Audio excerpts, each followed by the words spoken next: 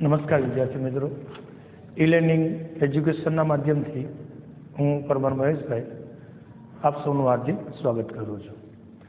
હવે વિદ્યાર્થી મિત્રો, અભ્યાસક્રમમાં આગળ વધતા આપણે ગઈકાલે પ્રકરણ જે આપણું ચાલી રહ્યું છે 7મું વસ્તી એટલે કે જનસંખ્યા, તેમાં આપને ભારતમાં જાતિ પ્રમાણ એટલે કે દર 1000 પુરુષોએ સ્ત્રીઓની સંખ્યાની સ્થિતિ, એનો અર્થ, એના સૂચિતાર્થો, એના કારણો અને તેને દૂર કરવાના ઉપાયો જે આપણે પ્રશ્ન જોયો.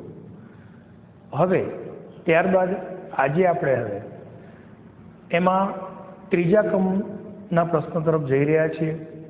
પ્રશ્ન આપણો આવશે 5 માર્ક્સ ઉપયોગી, વસ્તી નિયંત્રણના ઉપાયો. વસ્તી નિયંત્રણના ઉપાયો કહેવાય, એના પગલાં કહેવાય અને એના સૂચનો કહેવાય. વસ્તી નિયંત્રણ માટે કઈ કઈ બાબતો હાથ ધરી શકાય, ઓકે, તેવો આપણો 5 માર્ક્સ ઉપયોગી પ્રશ્નની હવે આપણે ચર્ચા કરીશું. એ વિશે હું તમને શીખવીશ. તો આપણો પ્રશ્ન છે વસ્તી નિયંત્રણના ઉપાયો.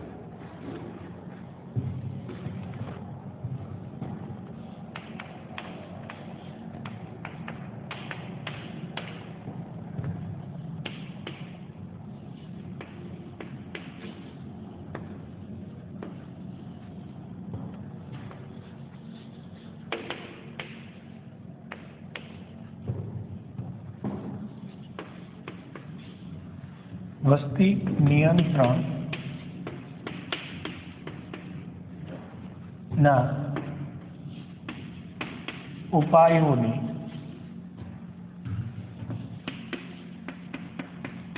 વિગતવાર સમજૂતી આપો. આવો આપણો પ્રશ્ન 5 માર્ક્સ ઉપયોગી બનશે. અથવામાં આ જ પ્રશ્ન આપણને ભારતની 2000ની વસ્તી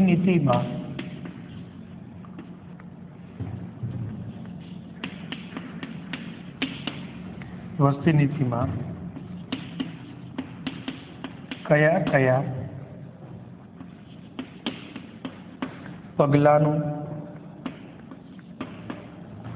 સમાવેશ થાય છે,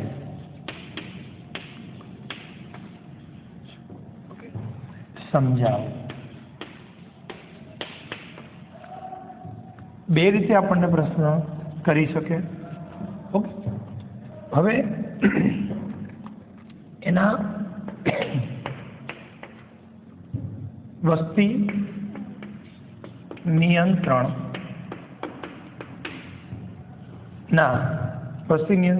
માટેના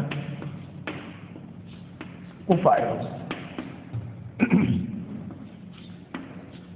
નીચે મુજબ છે. હવે એના આપણે 6 ઉપાયો ખાસ યાદ રાખવાના છે. પહેલો, લોક શિક્ષણ અને જાગૃતિ.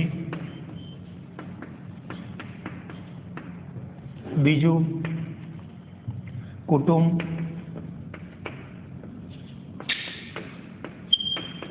નિયોજનનો અમલ. ત્રીજું, લગ્ન વયમાં ફેરફાર. ચોથું, મહિલાનો દરજ્જો.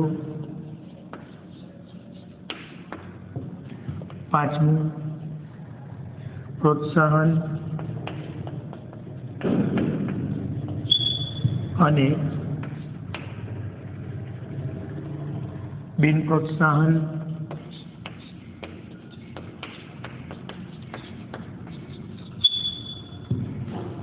છઠ્ઠું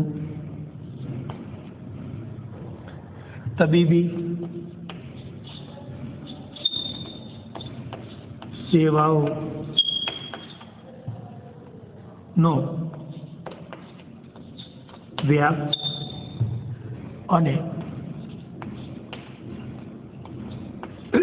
તેની અસરકારકતા.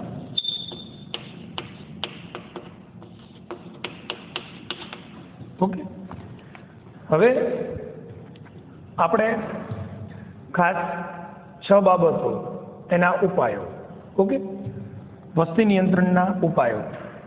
એના માટે ઉપાયો માટે એના પગલાં અને સૂચનો પણ યાદ રાખવાનું. વસ્તી નિયંત્રણ માટેના ઉપાયો. 2 રીતે પ્રશ્ન આપણને પૂછી શકે, ખાસ યાદ રાખવાનું છે. વસ્તી નિયંત્રણના ઉપાયોની વિગતવાર સમજૂતી આપો, અથવા ભારતની 2000ની વસ્તી નીતિમાં કયા કયા પગલાંનો સમાવેશ થાય છે તેની વિગતે સમજૂતી આપો. હવે આપને એક બીજી વસ્તુ સાથે સાથે શીખવાડી દઉં. અથવામાં જે પ્રશ્ન લખેલો છે ભારતની 2000ની વસ્તી નીતિમાં, હવે આ 2000 એટલે અહીંયા વસ્તી ગણતરીના સંદર્ભમાં નથી. વસ્તી ગણતરી, જનગણના અને વસ્તી નીતિ બંને બાબતો અલગ છે. 2000માં વસ્તી નીતિ જાહેર થયેલી. વસ્તી ગણતરી દર 10 વર્ષે થાય, પણ વસ્તી નીતિ એનો કોઈ એવો ચોક્કસ સમય નથી. ઓકે, જ્યારે સરકારને એની માહિતી મેળવવા યથાયોગ્ય લાગે, દેશમાં જે લોકો વસે છે, કેવી ગુણવત્તાવાળું જીવન જીવે છે, દેશની વસ્તીનું સરેરાશ પ્રમાણ, ઓકે, એ વસ્તી નીતિ સ્વરૂપે એની માહિતી મેળવાય છે. ડૉક્ટર MS સ્વામીનાથન, જેણે છેલ્લી વસ્તી નીતિ જેમના અધ્યક્ષસ્થાને નિયુક્ત થઈ હતી, ઓકે, અને દેશમાં રહેતા નાગરિકોનું જીવન ધોરણ કેવું છે તે તપાસવા માટે જેનો સર્વે થાય એને વસ્તી નીતિ કહેવાય. અને જનગણના, દેશમાં કેટલા માણસો છે, પુરુષો, સ્ત્રીઓ, બાળકો, વૃદ્ધો, તે કામ ભારત સરકાર 10 વર્ષે, દર દાયકે આ કામ આરંભે છે. તો વિદ્યાર્થી મિત્રો, આપને ખાસ અને ખાસ યાદ રહે, જનગણના, વસ્તી ગણતરી, ઓકે, તે બાબત અલગ છે અને વસ્તી નીતિ તે બાબત અલગ છે. ઓકે, હવે માનો કે 2021 જે આવવાની તૈયારીમાં છે, જેમાં આપણે સૌ પ્રવેશશું, તો તેમાં ગવર્મેન્ટ, ભારત સરકાર વસ્તી ગણતરીનું કામ આરંભશે. 2021માં દર 10 વર્ષે વસ્તી ગણતરી થાય છે. તો યાદ રહે, એટલા માટે આની ડિસ્કસ કરી રહ્યો છું કે હેતુલક્ષી પ્રશ્ન પૂછાય. ભારતમાં છેલ્લી વસ્તી નીતિ ક્યારે જાહેર થઈ? તો ધ્યાન રહે, જનગણના વિશેની માહિતી આપવાની નથી, 2000 યાદ રાખવાનું છે. છેલ્લી વસ્તી નીતિ 2000માં રજૂ થઈ. ઓકે, એટલે એવો બીજો પ્રશ્ન છે, ભારતની 2000ની વસ્તી નીતિમાં કયા કયા પગલાંનો સમાવેશ થાય છે તેની સમજૂતી આપો. અને મુખ્ય પ્રશ્ન સ્વરૂપે વસ્તી નિયંત્રણના ઉપાયો, એના પગલાં, એના સૂચનોની વિગતવાર સમજૂતી આપો. હવે વસ્તી નિયંત્રણ માટે 6 ઉપાયો હાથ ધરી શકાય. બરાબર. હવે પહેલાની જ આપણે વાત કરીએ તો કે લોક શિક્ષણ અને જાગૃતિ. વસ્તી નિયંત્રણમાં મહત્વનું જો કોઈ હોય તો તે લોક શિક્ષણ છે અને એના સંદર્ભે સમાજમાં આવતી જાગૃતિ છે. ઓકે, પહેલો ઉપાય લોક શિક્ષણ અને જાગૃતિ. તેમાં થોડી વિગતે 6 પોઈન્ટ નંબર આપીને આપણે લખવાના છે, જેમાં હેતુલક્ષી પ્રશ્નો આવે છે. પહેલા પોઈન્ટ, સમાજમાં સ્ત્રી શિક્ષણ અંગે જાગૃતિ લાવવી. જો અહીંયા ખાસ અને ખાસ સ્ત્રી શિક્ષણ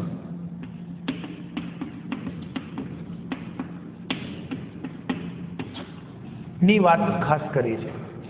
સામાન્ય શિક્ષણ તો સૌ લે જ છે, પુરુષો, બાળકો, ઓકે, પણ સ્ત્રી શિક્ષણને ગવર્મેન્ટ વધુ મહત્વ આપ્યું છે. ઓકે, કારણ કે એક ભણેલી માતા એ બાળકની પરવરિશ, બાળકોની સભ્ય સંખ્યા, એના સંપૂર્ણ જીવન વિકાસ, આના પ્રત્યે પુરુષની તુલનામાં તે સંપૂર્ણ સભાન હોય છે. એટલે સ્ત્રી શિક્ષણ જો વધે છે તો આપોઆપ સ્ત્રીઓમાં નાના કુટુંબનું શું મહત્વ છે એ સમજાય છે. એટલે આપણને એક પ્રશ્ન એવો થાય કે શિક્ષણ તો દરેક માટે જરૂરી છે, પણ અહીંયા પહેલા જ પોઈન્ટમાં, પહેલા મુદ્દાના પહેલા પોઈન્ટમાં સ્ત્રી શિક્ષણ વિશે જ ભારપૂર્વક વાત કરી છે. સ્ત્રી શિક્ષણ અંગે જાગૃતિ સમાજમાં આવે તો લાંબા ગાળે આપોઆપ આ જે સમસ્યા છે એને આપણે ધીરે ધીરે નિવારી શકીએ. ઓકે, એટલે સ્ત્રી શિક્ષણ અંગે સમાજમાં જાગૃતિ લાવવી. ત્યારબાદ બીજા પોઈન્ટમાં લોક શિક્ષણ અને જાગૃતિના કાર્યક્રમો અમલમાં મૂકવા જોઈએ. લોક શિક્ષણ અને જાગૃતિના કાર્યક્રમો તો કેટલા કાર્યક્રમો આપ્યા છે? 6 કાર્યક્રમો. બરોબર છે. 6 કાર્યક્રમોમાં પહેલું જ લખવાનું, સમાજમાં શિક્ષણનો વ્યાપ વધારવો. લોક શિક્ષણ ને જાગૃતિના કાર્યક્રમમાં સમાજમાં પહેલું તો કે શિક્ષણનો વ્યાપ વધારવો. શિક્ષણ વધુને વધુ લોકો સુધી, વધુને વધુ વિસ્તાર સુધી, દરેક વ્યક્તિઓ સુધી શિક્ષણ પહોંચે. વ્યાપ વધારવો એટલે કે એનો વિસ્તાર વધારવો. વધુને વધુ લોકો શિક્ષિત થાય.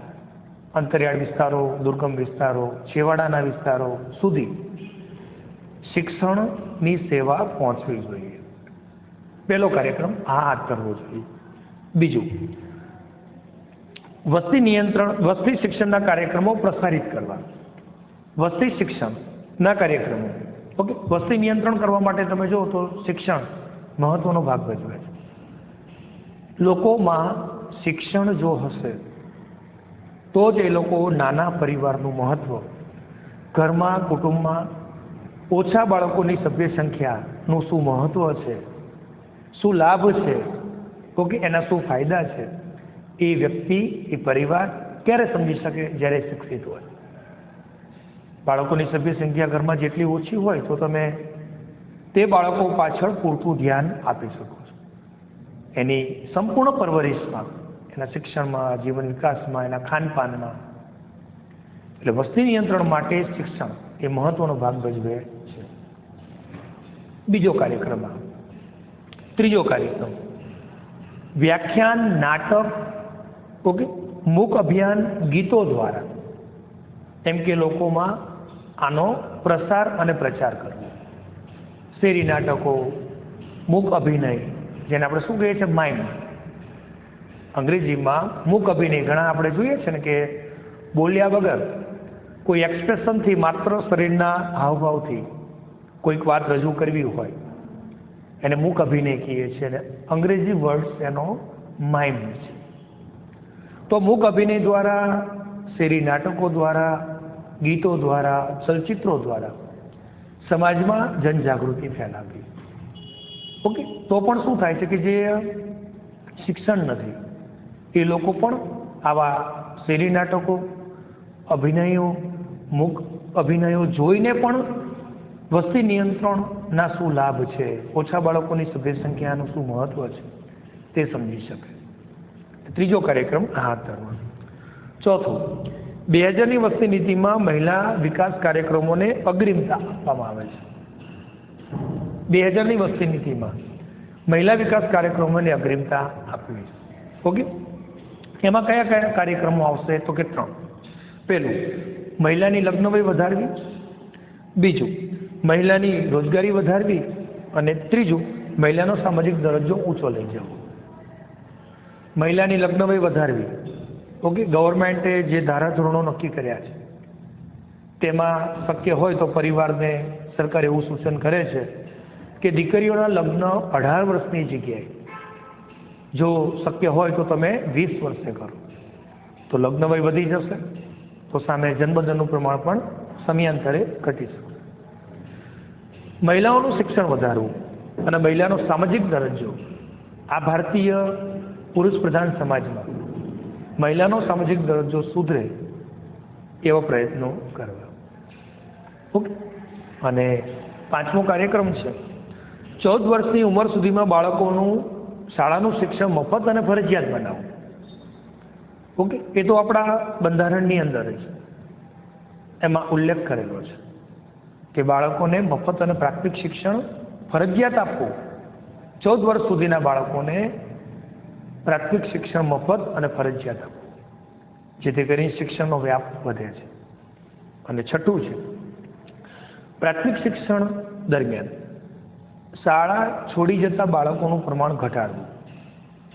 શાળા છોડી જવી એટલે વિદ્યાર્થી મિત્રો કે બાળકો ભણવાનું બંધ કરી દે છે. દેખરેખના અભાવે, ક્યારેક માતા પિતાની આર્થિક પરિસ્થિતિના અભાવે, કેમ કે બાળકો પાછળ પૂરતું ધ્યાન આપી શકતા નથી, તો તે બાળકો ક્યારેક શાળાએ જાય છે, નથી જતા, અથવા ગમે ત્યાં ફર્યા કરે છે શાળાના સમય દરમિયાન. તો પ્રાથમિક શિક્ષણ દરમિયાન જે બાળકો શાળા છોડી જતા રહે છે એનું પ્રમાણ ઘટાડવું. ઓકે. અને પ્રૌઢ સાક્ષરતા દરમાં વધારો થાય તેવા પ્રયત્નો હાથ ધરવા. તો આ 6 કાર્યક્રમો તે લોકશિક્ષણ અને જાગૃતિ સંદર્ભે છે. તો વસ્તી નિયંત્રણમાં આનું યોગદાન મોટું રહેશે. તો યાદ રહે આપણને વિદ્યાર્થી મિત્રો, લોકશિક્ષણ અને જાગૃતિ ખાસ અને ખાસ અહીંયા આપે 6 કાર્યક્રમોનો સારાંશ સમજ્યા હશો કે શિક્ષણને જ કેન્દ્ર સ્થાને રાખી, એને પ્રમુખ સ્થાને રાખી અને આખા મુદ્દાની, આખા પ્રશ્નના ઉત્તરની વાત કરી છે. કારણ કે શિક્ષણ જ એ સર્વશ્રેષ્ઠ ઘણા બધા રોગોની એ દવા છે. તો અહીંયા પણ વસ્તી નિયંત્રણમાં પણ લોકશિક્ષણ અને જાગૃતિને મહત્વ આપેલું છે. ઓકે. તો પહેલો ઉપાય આ છે. બીજું છે કુટુંબ નિયોજનનો અમલ. કુટુંબ નિયોજન, હવે કુટુંબ નિયોજન આજે તમે ભણતા આવ્યા છો, શીખતા આવ્યા છો, સાંભળતા આવ્યા છો કે કુટુંબ નિયોજન એટલે એને આપણે સિમ્પલ એક વ્યાખ્યાયિત કરવું હોય તો એમ કહી શકાય, કુટુંબમાં બાળકોની સભ્ય સંખ્યાને નિયંત્રિત કરવાનું આયોજન એટલે કુટુંબ નિયોજન. એ પણ કહી શકાય ને બીજી સિમ્પલ એક એની વ્યાખ્યા એવી પણ આપી શકાય, આયોજિત માતૃત્વ અને આયોજિત પિતૃત્વ. આયોજિત માતૃત્વ અને આયોજિત પિતૃત્વ ધારણ કરી કુટુંબમાં બાળકોની સભ્ય સંખ્યાને નિયંત્રિત કરવી એટલે કુટુંબ નિયોજન. આ પણ એની વ્યાખ્યા આપણે લખી શકીએ. ઓકે. સમયાંતરે ભારત સરકાર કુટુંબ નિયોજન માટેની વ્યાખ્યા, કુટુંબમાં બાળકોની સભ્ય સંખ્યા વિશેની જે મિનિંગ છે, એનો જે કોન્સેપ્ટ, એનો ખ્યાલ છે તે પણ બદલે છે. ઓકે. એટલે બીજો ઉપાય હાથ ધરવાનો છે કુટુંબ નિયોજનનો અમલ. તેમાં પહેલા પોઈન્ટમાં કુટુંબ નિયોજનનો ઉદ્દેશ તંદુરસ્ત બાળકો અને સુખી સંપન્ન પરિવારોનું સર્જન કરવાનો છે. યાદ રાખજો મિત્રો, હેતુલક્ષી પ્રશ્ન છે. કુટુંબ નિયોજન નો ઉદ્દેશ, એનો હેતુ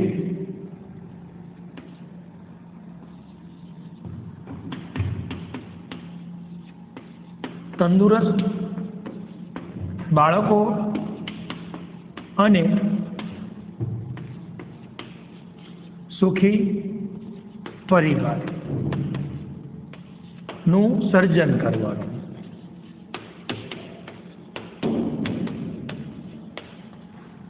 હેતુલક્ષી પ્રશ્ન છે, યાદ રાખજો. ઓકે. તંદુરસ્ત બાળકો અને સુખી સંપન્ન પરિવારોનું સર્જન કરવાનો છે. વિભાગ બી માટે ખાસ બની શકે એવો હેતુલક્ષી પ્રશ્ન છે.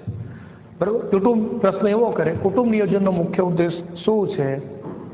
તો લખવાનું તંદુરસ્ત બાળકો અને સુખી સંપન્ન પરિવારોનું સર્જન કરવાનો છે. એમાં હોય વિકલ્પમાં હોય તો પ્રશ્ન આપેલો છે એનો એમ કે વિકલ્પ સ્વરૂપે આ જોવા. ઓકે, પણ બને ત્યાં સુધી વિભાગ બીમાં આપી શકાય એવો એક વાક્યમાં ઉત્તર અપાય એવો પ્રશ્ન છે.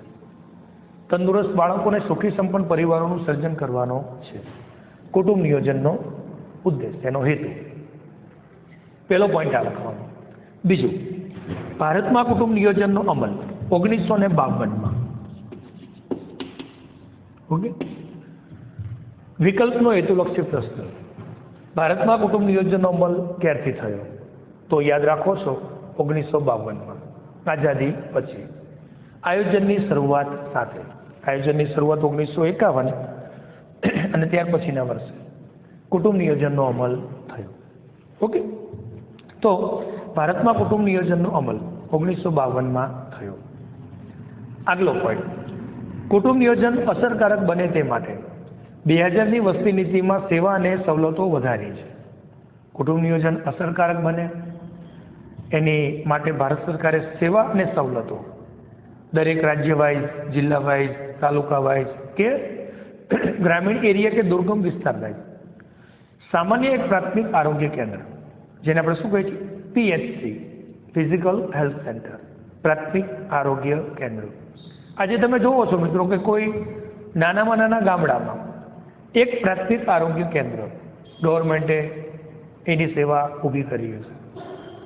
અને ત્યાં દુર્ગમ વિસ્તારોમાં, પહાડી વિસ્તારોમાં, ઓકે, એમ કે કુટુંબ નિયોજનનો કોન્સેપ્ટ, કુટુંબ નિયોજનનો ખ્યાલ ઓછું ભણેલા વ્યક્તિઓ વચ્ચે કેમ પહોંચાડવો, એના માટે સરકારે 2000ની વસ્તી નીતિમાં સેવા અને સવલતો વધારી છે.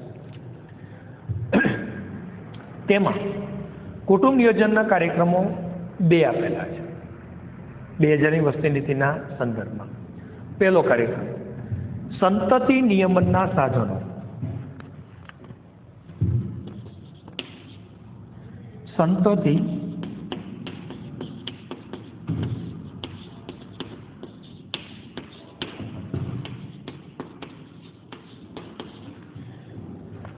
યાદ રહે મિત્રો, સંતતિ નિયમનના સાધનો એટલે કે કોઈ પણ દંપતીએ કુટુંબ નિયોજન અપનાવવું છે. બાળકોની સભ્ય સંખ્યા પરિવારમાં 2 જ રાખવી છે.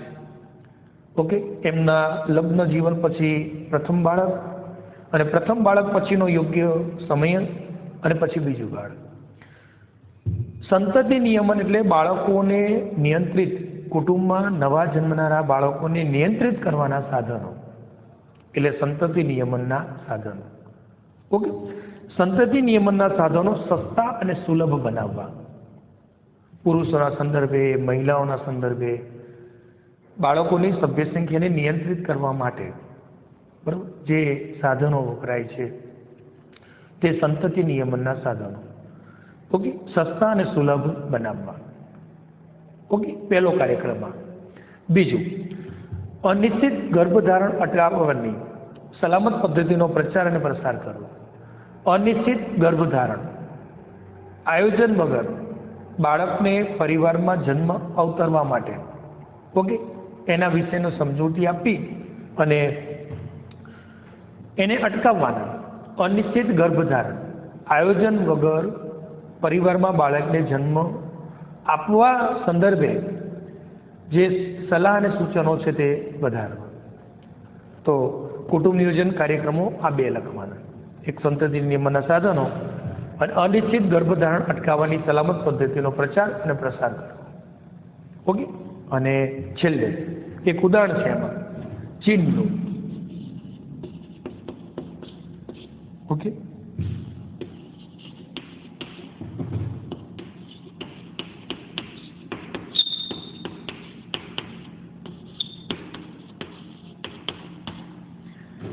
ચીન જે આપણો પડોશી દેશ છે,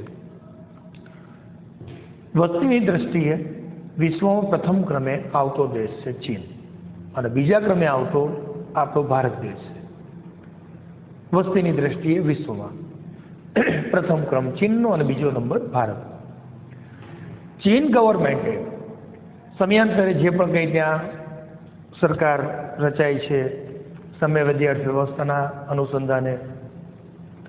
ચીન ગવર્મેન્ટે એક બાળકનો આદર્શ, કોઈ પણ દંપતી એમના લગ્ન જીવન દરમિયાન એ લોકો એક જ બાળકને જન્મ આપી શકે, આવો ત્યાં કડક કાયદો ત્યાંની ગવર્મેન્ટે કર્યો છે.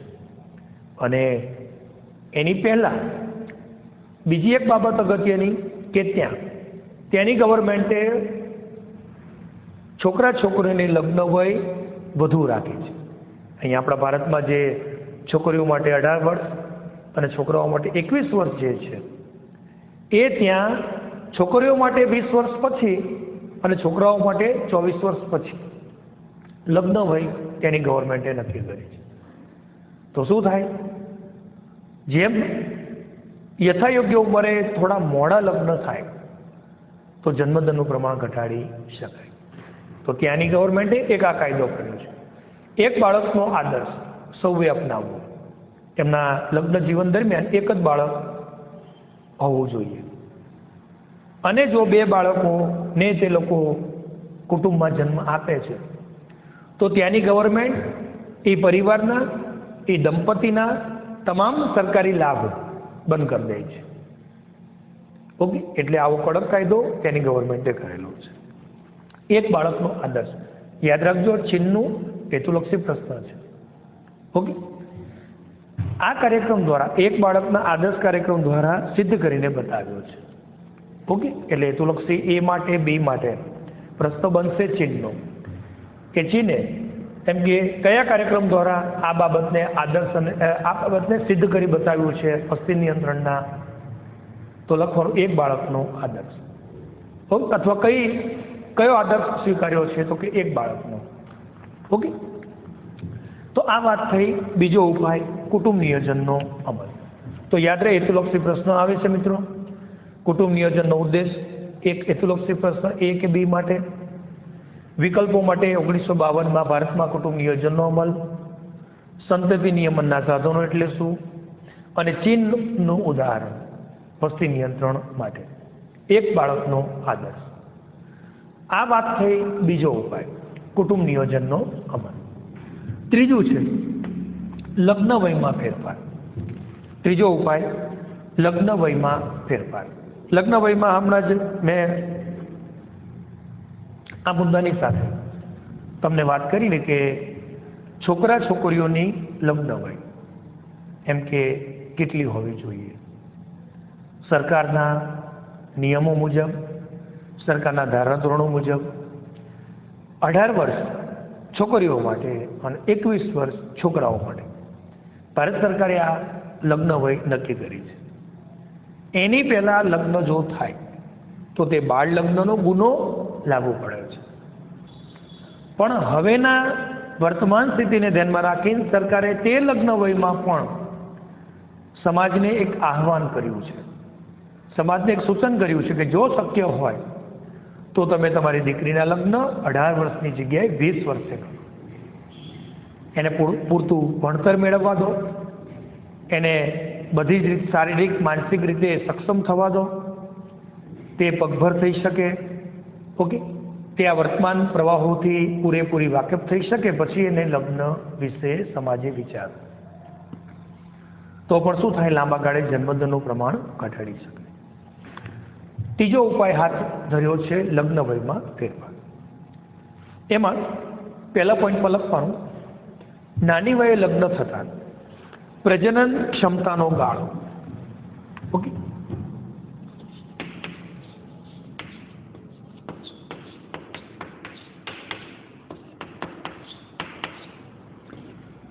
પ્રજનન ક્ષમતાનો ગાળો. પ્રજનન ક્ષમતા એટલે મિત્રો માતૃત્વ ધારણ કરવાનો સમયગાળો. ભારતીય સ્ત્રીઓ કેટલા વર્ષથી લઈને કેટલા વર્ષ સુધી માં બની શકે, માતૃત્વ ધારણ કરી શકે, તે સમયગાળો એટલે પ્રજનન ક્ષમતાનો સમયગાળો, માતૃત્વ ધારણ કરવાનો સમયગાળો. ભારતીય સ્ત્રીઓમાં તે ગાળો મોટો છે. ઓકે, પહેલો પોઈન્ટ આ લખવાનો. નાની વયે લગ્ન થતાં પ્રજનન ક્ષમતાનો ગાળો લાંબો રહેતા જન્મદર વધે છે. ઓકે, બીજો પોઈન્ટ, તેથી જો મહિલાની લગ્ન વય વધારવામાં આવે તો પ્રજનન ક્ષમતાનો ગાળો ઘટતા જન્મદર ઘટે છે. ભારતીય સ્ત્રીઓમાં નાની વયે લગ્ન થતાં, બાળ લગ્ન થતાં ઘણા બધા રાજ્યોમાં આપણે જોઈએ છીએ કે તેના સમાજના નિયમોને લઈને ગમે તેટલું પરિવાર શિક્ષિત હોય પણ બાળકોને નાની ઉંમરે લગ્ન કરી નાખવા પડતા હોય છે. સમાજના ડરથી, સમાજ આપણને બહાર કાઢી મૂકશે, સમાજ આપણને સ્વીકારશે નહીં, આવા સમાજના બંધનોથી બાળકોને નાની ઉંમરે લગ્ન ગ્રંથિથી જોડી દે છે. ભારતીય સ્ત્રીઓ 14 વર્ષથી લઈને 49 વર્ષ સુધી એમ કે માતૃત્વ ધારણ કરી શકે છે. ઓકે, અને એ સમયગાળો ક્યારે ઘટાડી શકીએ? જ્યારે એના મોટી ઉંમરે લગ્ન થાય. ઓકે, એના કારણે પણ જન્મદર ઊંચો છે. પણ જો વધુ ઉંમરે 18 વર્ષની જગ્યાએ 20 વર્ષે કે 21-22 વર્ષે જો મહિલાઓના લગ્ન થાય તો પ્રજનન ક્ષમતાનો ગાળો ઘટાડી શકાય અને એના કારણે જન્મદરનું પ્રમાણ પણ ઘટાડી શકાય. તો યાદ રહે, પ્રજનન ક્ષમતાનો ગાળો એટલે માતૃત્વ ધારણ કરી શકવાનો સમયગાળો. ભારતીય સ્ત્રીઓમાં તે સમયગાળો 14 થી 49 વર્ષ સુધીનો છે. ત્રીજો પોઈન્ટ, આથી જ 2000ની વસ્તી નીતિમાં મહિલાની લગ્ન વય 18 વર્ષને બદલે 20 વર્ષ રાખવાનું સૂચન કર્યું છે. બરોબર, યાદ રહે, કઈ વસ્તી નીતિમાં? 2000ની વસ્તી નીતિમાં મહિલાની વય લગ્ન 18ની જગ્યાએ 20 વર્ષ રાખવાનું સરકારે સૂચન કર્યું છે. તો હેતુલક્ષી પ્રશ્ન છે, યાદ રાખજો. મહિલાઓની લગ્ન વય 18 વર્ષથી બદલે 20 વર્ષ રાખવાનું સૂચન સરકારે કઈ વસ્તી નીતિમાં જાહેર કર્યું? તો યાદ રાખજો, 2000. અથવા ફેરવીના પ્રશ્નો હોય, હેતુલક્ષી પ્રશ્નો વિકલ્પનો છે. ઓકે, 2000ની વસ્તી નીતિમાં મહિલાઓની લગ્ન વય 18ની જગ્યાએ 20 વર્ષ રાખવાનું સૂચન થયું છે. ઓકે, અને છેલ્લે, આમ છતાં રાજસ્થાન, મધ્યપ્રદેશ, બિહાર અને ઉત્તર પ્રદેશ, યાદ રાખજો મિત્રો, 4 નામ: રાજસ્થાન, મધ્યપ્રદેશ, બિહાર અને ઉત્તર પ્રદેશ.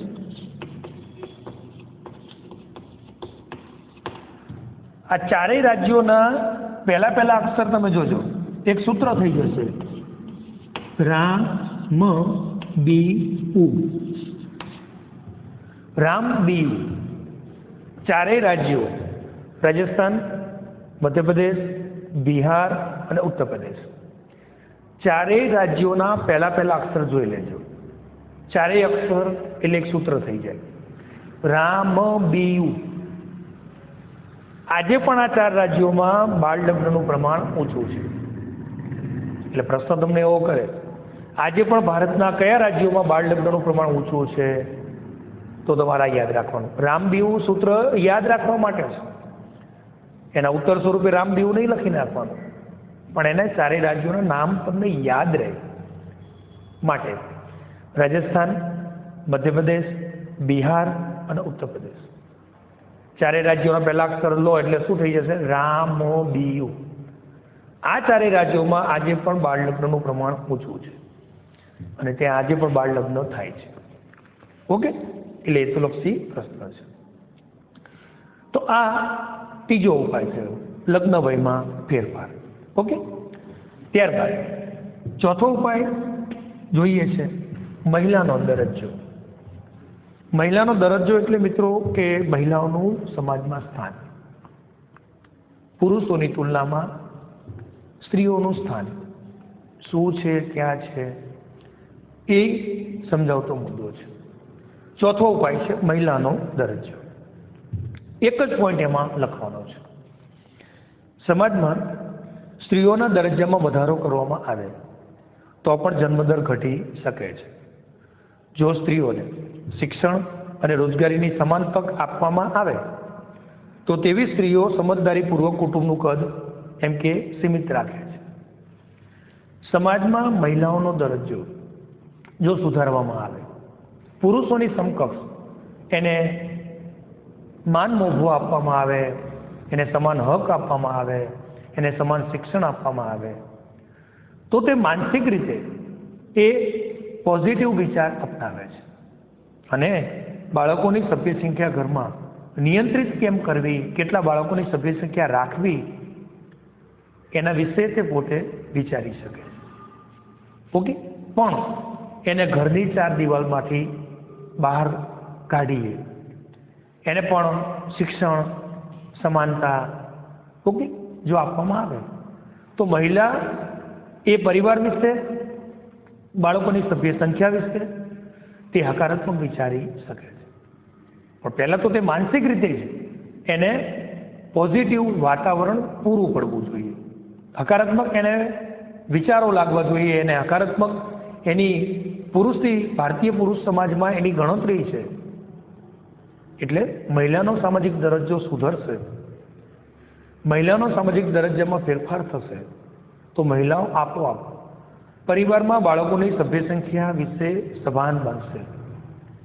કારણ કે પહેલાં તો સમાન દરજ્જા સાથે એનું શિક્ષણ વધશે, અને શિક્ષણ વધશે તો એક ભણેલી સ્ત્રી નાના કુટુંબનું મહત્વ, નાના કુટુંબનો આદર્શ જલ્દી સમજી શકે છે.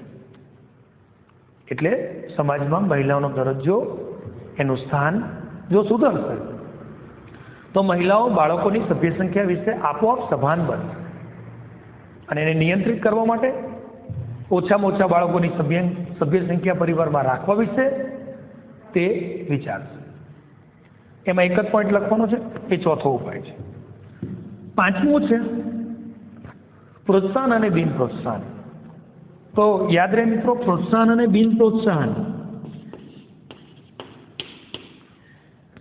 2 માર્ક્સમાં વિભાગ C-માં અપાય એવો મુદ્દો છે. પ્રોત્સાહન અને બિન પ્રોત્સાહન એટલે શું સમજાવો? તો બંને વિશે એક સમજૂતીનો પોઈન્ટ છે અને બંને વિશે એક ઉદાહરણ છે. પ્રોત્સાહન અને બિન પ્રોત્સાહન એટલે શું, પહેલાં હું તમને એનો ખ્યાલ આપી દઉં.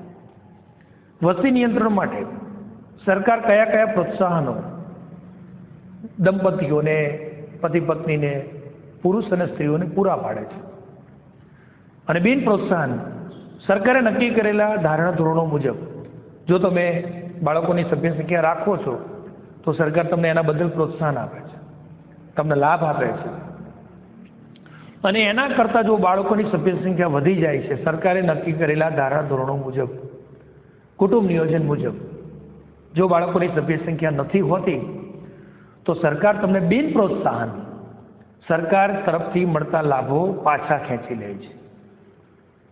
તો આને પ્રોત્સાહન અને બિન પ્રોત્સાહન કહેવાય. યાદ રહે, 2 માર્ક્સ ઉપયોગી પ્રશ્નો છે વિભાગ C માટે. એમાં પહેલો પોઈન્ટ, કુટુંબ નિયોજન કાર્યક્રમ અન્વયે સરકાર વધ્યત્વીકરણ, ઓકે, સરકાર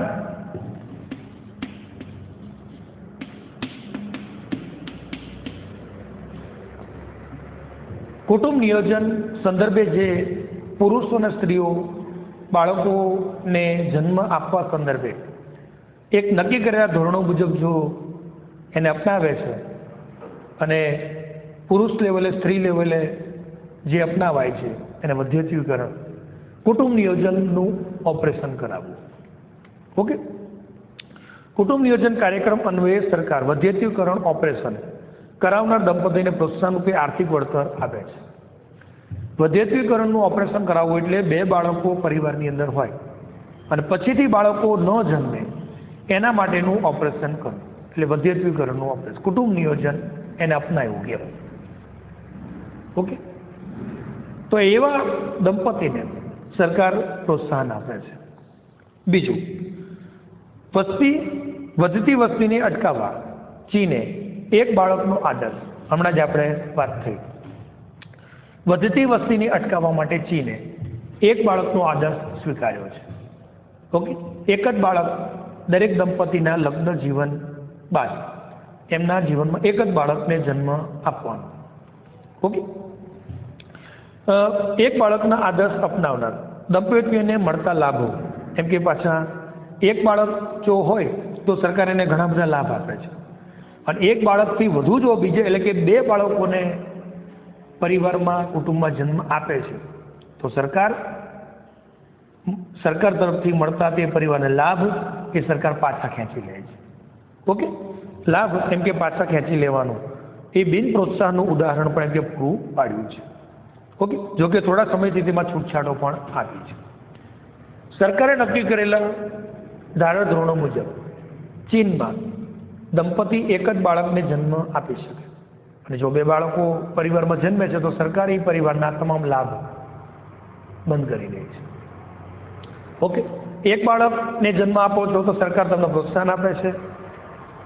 2 બાળકોને જન્મ આપો છો તો સરકાર તમને બિન પ્રોત્સાહન રૂપે સરકાર તરફથી મળતા લાભો પાછા ખેંચી લે છે. એને બિન પ્રોત્સાહન કહેવાય. ઓકે, ત્રીજા પોઈન્ટમાં ભારતનું ઉદાહરણ ખાસ યાદ રાખજો. એટલે કે મીન્સ ભારતનો પોઈન્ટ, ભારતમાં 2 બાળકોથી વધુ બાળકો હોય તેવા દંપતી સ્થાનિક સ્વરાજ્યની ચૂંટણી લડી શકે નહીં. તેવો નિયમ બિન પ્રોત્સાહન છે. ઓકે, ભારત સરકારે એક નિયમ કરેલો છે.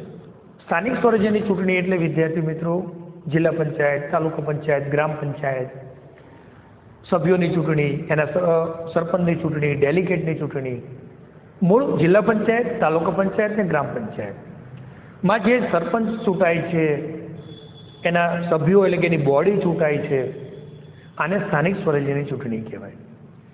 તેમાં કોઈ પણ વ્યક્તિએ ઊભું રહેવું છે તો એનું ફોર્મ ભરતી વખતે, એનું ઉમેદવારી પત્ર ભરતી વખતે એની અંદર એક કોલમ છે કે ભાઈ તમે કેટલા બાળકો ધરાવો છો.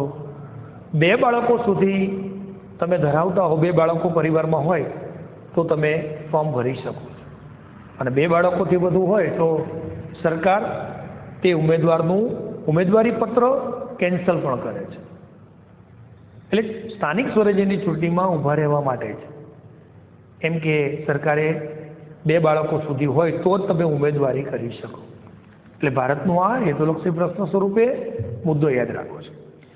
ભારતમાં 2 બાળકોથી વધુ બાળકો હોય તેવા દંપતી સ્થાનિક સ્વરાજ્યની ચૂંટણી લડી શકે નહીં. એમાં ઉમેદવારી કરી શકે નહીં કે એમાં ઊભા રહી શકે નહીં. ઓકે, તો એ શું થયું? ભારતના સંદર્ભે બિન પ્રોત્સાહન થયું કે ભાઈ તમે સ્થાનિક સ્વરાજ્યની ચૂંટણીમાં ચૂંટણી લડી શકો નહીં. ક્યારે? 2 બાળકોથી વધુ બાળકો હોય ત્યારે. તો શું થયું? બિન પ્રોત્સાહન. તો મિત્રો યાદ રહે એ 5મો ઉપાય છે પ્રોત્સાહન અને બિન પ્રોત્સાહન. પ્રોત્સાહનમાં ચીનનું ઉદાહરણ યાદ રાખવાનું કે 1 બાળક ધરાવતા દંપતીને સરકાર તમામ લાભ આપે છે અને જો 2 બાળકોને જન્મ પરિવારમાં થાય છે તો એના લાભ પાછા ખેંચી લે છે. અને ભારતના સંદર્ભે પૂછે તો સ્થાનિક સ્વરાજ્યની ચૂંટણીમાં 2 બાળકોથી વધુ બાળકો ધરાવતો પરિવાર, તે દંપતી એમ કે સ્થાનિક સ્વરાજ્યની ચૂંટણી લડી શકે નહીં. તો એ બિન પ્રોત્સાહન કોના લેવલે થયું? ભારતના લેવલે. એટલે બંને હેતુલક્ષી પ્રશ્ન યાદ રાખજો, ચીનનું અને ભારતનું.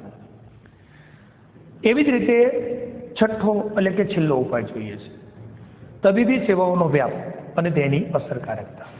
ઓકે, તબીબી સેવાઓ, મેડિકલની સેવાઓ, આરોગ્યની સેવાઓમાં શું ફેરફાર કરવા? પહેલા પોઈન્ટમાં સુવિધા, સંશોધન અને વિવિધ પગલાઓના લીધે મૃત્યુદર અને બાળ મૃત્યુદર નીચી સપાટીએ લઈ જઈ શકાય છે. ઓકે, બીજું, તબીબી ક્ષેત્રના કાર્યક્રમો નીચે પ્રમાણે છે. તબીબી ક્ષેત્રના કાર્યક્રમો 4 હાથ ધરી શકાય. પહેલું, ચેપી રોગોની નાબૂદી અને રસીકરણની પ્રક્રિયા અસરકારક અને સુલભ બનાવવી. ઓકે, ચેપી રોગોની નાબૂદી માટે રસીકરણની પ્રક્રિયા સર્વસુલભ બનાવવી, લોકો સુધી પહોંચાડી શકે. બીજું, અન્ય ચેપી રોગો અને જાતીય રોગોનો ઘટાડો કરવો. ઓકે, ત્રીજું, પ્રજનન અને બાળ રોગની સેવા અને સવલતો વધારવી. પ્રજનન એટલે કે જે સ્ત્રીઓ માતૃત્વ ધારણ કરે છે તેના સંદર્ભે અને બાળકો સંદર્ભે સેવા અને સવલતો આરોગ્યની વધારવી. અને ચોથું છે એડ્સ જેવા ભયાનક રોગ અંગે લોકોમાં જાગૃતિ લાવવી. એડ્સ જેવા ભયાનક રોગો કે જેની કોઈ સારવાર નથી, એને સંપૂર્ણ મટાડી શકાય તેવી કોઈ દવા નથી કે તેની કોઈ રસી નથી, માટે તે ગમખ્વાર છે. તો લોકોમાં એડ્સ રોગ અંગે જાગૃતિ લાવવી, એનાથી કેવી રીતે સલામત રહી શકાય તેની લોકોમાં સમજણ સ્પષ્ટ અને નિસંકોચ આપવી. તો આ 4 કાર્યક્રમો તબીબી ક્ષેત્રના છે. અને છેલ્લે વસ્તી નીતિના ઉદ્દેશો એવું હેડિંગ લખીને લખવાનું. કોણે આપેલા છે? MS સ્વામીનાથન. અને વસ્તી નીતિના ઉદ્દેશો આપેલા છે. 2 માર્ક્સમાં પૂછાય એવો પ્રશ્ન છે, યાદ રહે. વસ્તી નીતિના ઉદ્દેશો 3 ઉદ્દેશ યાદ રાખવાના છે. પહેલો, બાળ મૃત્યુદર અને માતા મૃત્યુદરમાં ઘટાડો કરવો. નવજાત શિશુને જન્મ આપનારી માતા અને જન્મનાર બાળક એનો મૃત્યુદર ઘટે એવા પ્રયત્નો હાથ ધરવા, એવી મેડિકલની સેવાઓ ઊભી કરવી. બીજું, કુલ પ્રજનન દરને વસ્તી સ્થિરતા દર સુધી ઘટાડવો. કુલ પ્રજનન દરને વસ્તી સ્થિરતા દર સુધી ઘટાડવો. અને ત્રીજું, સંપોષિત આર્થિક સલામતીની જાળવણી માટે 2045 સુધીમાં વસ્તી સ્થિરતા લાવવી. યાદ રાખજો, આ વસ્તી નીતિના ઉદ્દેશો કહેવાય. 2045 સુધી વસ્તી નિયંત્રણ થાય એવા પ્રયત્નો હાથ ધરવા. તો વિદ્યાર્થી મિત્રો, એ 6થો ઉપાય છે. યાદ રહે, વસ્તી નિયંત્રણના ઉપાયો. પછી જોવાનું તમને કયા વિભાગમાં કેટલા માર્ક્સ માટે પ્રશ્ન કર્યો છે એ રીતેનો ઉત્તર આપવાનો. વસ્તી નિયંત્રણના ઉપાયો, ઓકે, અથવા તો 2000ની વસ્તી નીતિના સંદર્ભમાં કયા કયા પગલાઓ હાથ ધરવામાં આવ્યા છે તે 6 ઉપાયો યાદ રાખવાના છે. લોક શિક્ષણ જાગૃતિ, કુટુંબ નિયોજનનો અમલ, લગ્ન વયમાં ફેરફાર, મહિલાનો દરજ્જો, પ્રોત્સાહન અને બિન પ્રોત્સાહન, ખાસ યાદ રહે, બરાબર છે, ચીન અને ભારતનું ઉદાહરણ, અને તબીબી સેવાને વ્યાપ અને તેની અસરકારકતા. તો આપણો 5 માર્ક્સ ઉપયોગી એવો 3 માર્ક્સમાં પણ પૂછી શકાય એવો પ્રશ્ન છે. 2 માર્ક્સમાં કોઈ એક મુદ્દા વિશે સમજૂતી પૂછતો પ્રશ્ન કરી શકે. ઓકે, એવો 5 માર્ક્સ ઉપયોગી અહીંયા પ્રશ્ન આપણો પૂરો થાય છે. આને આપણે સરસ અભ્યાસ કરવાનો છે અને તમારા કાકા ચોપડામાં ફેરબુકમાં આને સરસ રીતે નોંધવાનો છે, એને લખવાનો છે. હવે પછીના વિડીયોમાં ફરી મુલાકાત થશે. નમસ્કાર.